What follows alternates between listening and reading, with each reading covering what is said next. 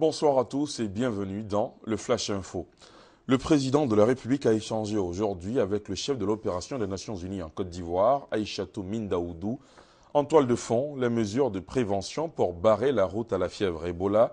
Le chef de l'ONU a, au terme des échanges, invité le gouvernement à redoubler de vigilance dans la prévention contre la maladie. En outre, le président Ouattara et Aïchatou Mindaoudou ont évoqué l'accompagnement que le système des Nations Unies en général et l'ONU en particulier apportent et apporteront au pays dans ce cadre. En bref, sachez que le recrutement à la maternelle et au CP1 pour l'année scolaire 2014-2015 débutera demain mardi 2 septembre 2014 dès 7h30 et prendra fin le vendredi 12 septembre 2014 dans toutes les écoles publiques du territoire national. En République démocratique du Congo, après l'annonce par le ministre de la Santé, Félix Kabange, de 7 nouveaux cas d'Ebola confirmés par des analyses de laboratoire, les autorités sanitaires se mobilisent pour faire face à la 7e pandémie dans le pays en 40 ans. À ce jour, 13 personnes ont été affectées par ce virus dans le secteur de Djera, où l'épidémie a été déclarée. Le ministre assure que pour le moment, l'épidémie est contenue dans ce seul secteur.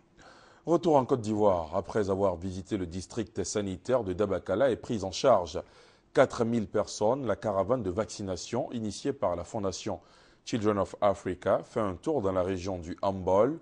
Ce sont 3182 enfants de 3 à 15 ans et jeunes femmes en âge de procréer qui ont été vaccinés contre la fièvre typhoïde. On en reparle dans la grande édition. En France, un bus immatriculé au Maroc a été percuté par un camion frigorifique ce matin à l'aube sur l'autoroute A8 près d'Aix-en-Provence. Dans le sud-est du pays, on enregistre une vingtaine de blessés. Le bus qui faisait le trajet France-Maroc avec à son bord 49 personnes, dont 18 enfants, a été percuté par le poids lourd vers 5h30 du matin à hauteur de Ventabren. L'Allemagne s'implique dans le combat contre l'État islamique en Irak et au Levant. La ministre allemande de la Défense a annoncé hier sa décision d'envoyer des armes en Irak pour équiper jusqu'à 4000 combattants kurdes qui luttent contre le IIL. Reportage. Plus de 1400 morts en un mois en Irak, des chiffres qui président à cette réunion de l'ONU à Genève.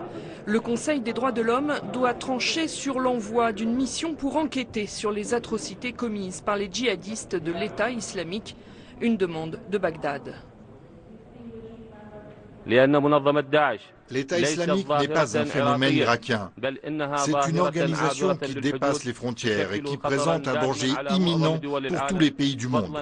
Elle ne respecte aucun principe des droits humains, aucune loi internationale.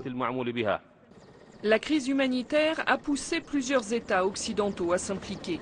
Seuls les États-Unis interviennent militairement, les autres envoient des vivres ou des armes. Ce sera bientôt le cas de l'Allemagne, qui va équiper 4000 combattants kurdes. Une annonce qui secoue la classe politique de ce pays. L'Allemagne n'avait jamais pris une telle décision depuis la fin de la Seconde Guerre mondiale. Nous enverrons des équipements militaires, des armes et des munitions au Peshmerga. Nous coordonnons soigneusement toutes ces mesures avec nos partenaires afin que l'Allemagne ne se retrouve pas seule sur cette voie. La décision de l'Allemagne intervient alors que les djihadistes cèdent du terrain. Dimanche, l'armée irakienne est entrée dans Amerli, assiégée depuis 2 mois. Un combat gagné grâce au Peshmerga, aux miliciens chiites et au soutien aérien américain. Une alliance qui mène à l'heure actuelle d'autres combats pour reprendre des villages dans ce secteur au nord de Bagdad. Voilà qui marque la fin de ce Flash Info. Merci de l'avoir suivi. L'information revient à 20h.